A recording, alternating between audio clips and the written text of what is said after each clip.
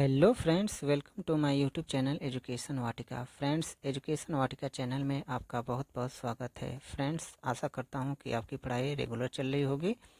तो फ्रेंड्स, आज की वीडियो होने वाली है बहुत ही ज़बरदस्त। फ्रेंड्स, आज की वीडियो में हम सीखने वाले हैं परिमेय संख्या एवं अपरिमेय संख्या क्या होती है। फ्रेंड्स, बहुत सारे स्टूडेंट के माइंड्स में एक कन्फ्यूजन बना रहता है कि परिमेय संख्या और अपरिमेय संख्या क्या होती है। वो बार बार परिमेय संख्या और अपरिमेय संख्या याद करते हैं और बार बार भूल जाते हैं। तो चलिए फ्रेंड्स, देरी न करते हुए वीडियो को करते हैं स्टार्ट। ओके फ्रेंड्स, तो देखिए यहाँ पर लिखा है परिमेय संख्या अपरिमेय संख्या। तो पहले नंबर पर हम देखते हैं परिमेय संख्या क्या होती है। तो देखिए फ्रेंड्स, यहाँ पर इसका डेफिनेशन लिखा है कि ऐसी संख्या जिसे हम p/q के रूप में लिख सकते हैं उसे परिमेय संख्या कहते हैं।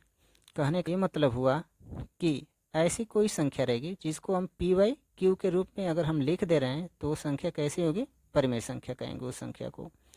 जहाँ पर लिखा है कि q is not equal to 0 और p और q जो है यहाँ पर देखिए कह रहा है कि p व q कोई पूर्णांक है, कोई संख्या हो सकती है।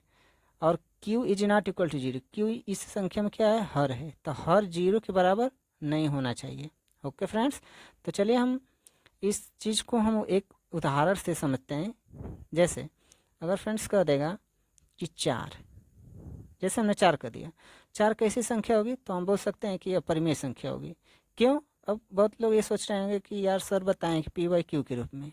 तो हाँ जी, है, बिल्कुल है। देखिए 4 है ना, तो 4 के बटा हम क्या लिख सकते हैं, इसका हर 1 लिख सकते हैं ना। तो बताइए p/q के रूप में हुआ ना, तो ये कैसी संख्या हुई, परिमेय संख्या हुई।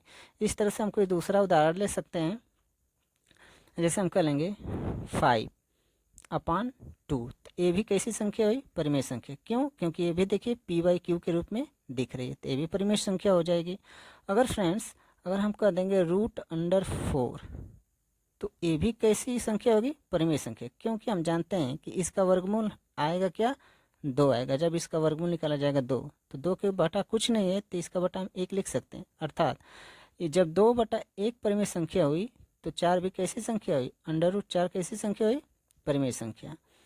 तो फ्रेंड्स हम और उदाहरण ले सकते हैं। जैसे हम कहते हैं -5/4, ये कैसी संख्या हुई, तो ये भी परिमेय संख्या हो जाएगी। ओके फ्रेंड्स, इस प्रकार से आप बहुत सारी परिमेय संख्याएं लिख सकते हैं, आदि परिमेय संख्या लिख सकते हैं, होती है। ओके फ्रेंड्स, अब हम एक नोट समझते हैं। फ्रेंड्स देखिए, कहा है कि परिमेय संख्या धनात्मक एवं ऋणात्मक दोनों प्रकार की होती है। जो परिमेय संख्या होती है ना दोस्तों, वो धनात्मक भी होती है और ऋणात्मक भी होती है। तो धनात्मक परिमेय संख्या यानी कि जो किस में केवल रहेगी, प्लस में। जैसे हम लिखेंगे 5/6, तो एक ऐसी संख्या हुई, परिमेय संख्या। वो भी कैसी, धनात्मक, यानी कि इसके सामने प्लस छिपा हुआ है। तो फ्रेंड्स प्लस छिपा होता है जो दिखाई नहीं देता है। हम लिख देंगे 7, तो 7 भी कैसी संख्या हुई, परिमेय संख्या। वो भी कैसी, धनात्मक। हम कर देंगे 8, हम कर देंगे 10/12। इस तरह से हम बहुत सारी संख्याएं लिख सकते हैं, वो भी कैसे, धनात्मक परिमेय संख्या। ऋणात्मक देख लेते हैं, इसमें सिर्फ माइनस ही आएगी। जैसे हम कहते हैं -5, -8, -10/20।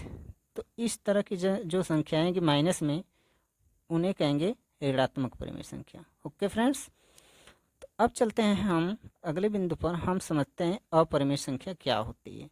तो देखिए फ्रेंड्स, यहाँ पर दिया है कि अपरिमेय संख्या, तो इसका डेफिनेशन देखिए। कह रहा है कि ऐसी संख्या जिसे हम p/q के रूप में नहीं लिख सकते हैं उसे अपरिमेय संख्या कहते हैं। ऐसी संख्या जिसको हम p/q के रूप में नहीं लिख सकते हैं, अगर जिसको p/q के रूप में लिखेंगे वह परिमेय संख्या होगी, और जिसको इसके रूप में नहीं लिख पाएंगे तो कैसी संख्या होगी, अपरिमेय संख्या होगी। ओके फ्रेंड्स, तो इसका हम लोग एग्जाम्पल देख लेते हैं। तो देखिए फ्रेंड्स, अपरिमेय संख्या का एग्जाम्पल जैसे में हम ले लेते हैं उदाहरण। जैसे हम कह देंगे कि करड़ी में 2, तो करड़ी में 2 कैसी संख्या हुई, अपरिमेय संख्या। इसको अपरिमेय संख्या कहेंगे। करड़ी में 3, अपरिमेय संख्या। अब आपके मन में ये कन्फ्यूजन होगा कि यार सर लिखे थे करड़ी में 4, तो इसको बता रहे थे परिमेय संख्या, तो क्या ये नहीं हो सकती है? जी बिल्कुल नहीं हो सकती है, ये अपरिमेय संख्या कहलाएगी। क्यों? क्योंकि इसका वर्गमूल हम नहीं निकाल सकते हैं, एग्जैक्ट पूर्णांक में नहीं निकलेगा, लेकिन इसका पूर्णांक में निकल जा रहा था, इसलिए यह कैसी संख्या थी, परिमेय संख्या थी दोस्तों, परिमेय संख्या। यह परिमेय संख्या थी। ओके। लेकिन इसका हम पूर्णांक में नहीं निकल पाएंगे, इसलिए इसको कहा गया क्या, अपरिमेय संख्या। तो ये भी कैसी हो जाएगी, अपरिमेय संख्या। करड़ी में 5, ये भी कैसी संख्या होगी, अपरिमेय संख्या। हम लिख देंगे पाई, तो पाई भी कैसी संख्या होती है, अपरिमेय संख्या होती है। तो इस प्रकार से हम अन्य सारी संख्याएं ले सकते हैं, वो भी कैसे, अपरिमेय संख्या है, बहुत होती है आदि कर लेते हैं फ्रेंड्स। अब देखिए फ्रेंड्स, यहाँ पर एक नोट लिखा है, नोट में हम लोग देख लेते हैं। कहा है कि अगर आपसे कोई पूछे कि पाई कैसी संख्या है, तो आपका जवाब होगा कि पाई एक अपरिमेय संख्या है। फ्रेंड्स, अगर पाई पूछ ले कैसी संख्या है, तो यह एक अपरिमेय संख्या हो जाए। दोस्तों, हम जानते हैं कि पाई का मान 22/7 होता है, लेकिन ये नहीं न दिया है, ये नहीं दिया है, सिर्फ ये दिया है। तो अगर कोई चिन्ह हो, कोई सिंबल है, तो उसको हम कैसी संख्या कहते हैं, अपरिमेय संख्या। इसको क्या कहेंगे, अपरिमेय संख्या। ओके फ्रेंड्स, आशा करता हूँ कि यह वीडियो आपको बहुत ही अच्छी लगी होगी। अगर फ्रेंड्स ये वीडियो आपको अच्छी लगी तो प्लीज़ मेरे चैनल को लाइक, शेयर और सब्सक्राइब अवश्य करें, और सब्सक्राइब करके बेल आइकन प्रेस करें, ताकि हमारी आने वाली हर एक वीडियो सबसे पहले आपके यहाँ पहुँचे। Okay friends, thank you.